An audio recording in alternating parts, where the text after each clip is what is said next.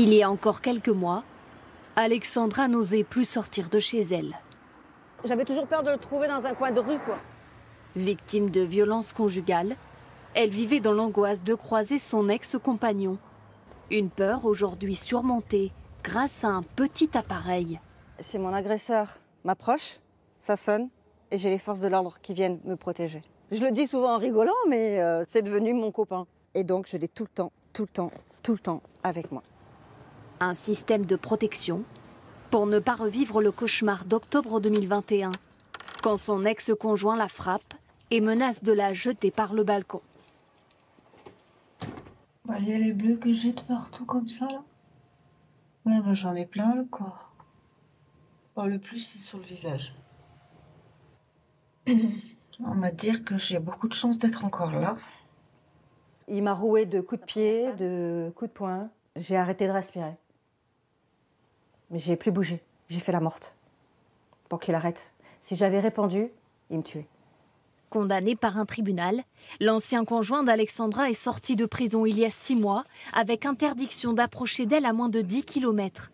Chaque fois qu'il franchit ce périmètre, il est géolocalisé grâce à un bracelet électronique et contacté par les forces de l'ordre. S'il ne répond pas ou refuse de reculer, il est immédiatement interpellé.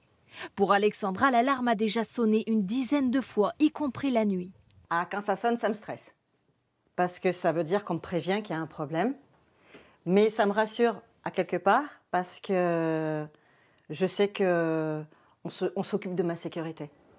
Aujourd'hui en France, 1014 victimes portent ce système de protection. Pourquoi un chiffre aussi modeste alors que 150 000 plaintes sont déposées chaque année pour violences conjugales? Pas une surprise pour les magistrats. Beaucoup de plaintes sont classées sans suite faute de preuves. Or, pour bénéficier du bracelet, il faut obtenir une condamnation devant un tribunal.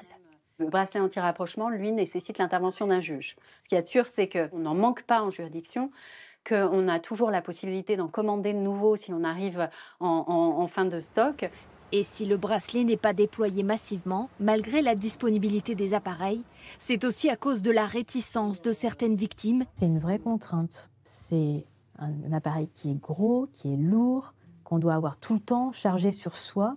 Les violences conjugales, il y a le moment où on dénonce, et puis il y a le moment où vraiment la personne prend acte, a conscience de la nécessité de se séparer définitivement. Donc il faut aussi arriver, il faut que ce dispositif arrive au bon moment dans la vie de la personne et dans le cheminement de cette personne. Bien que limité, ce dispositif est-il efficace? À ce jour, aucune femme sous protection n'a été agressée par son ex-conjoint. Le ministère de la Justice espère doubler son utilisation d'ici 2 ans.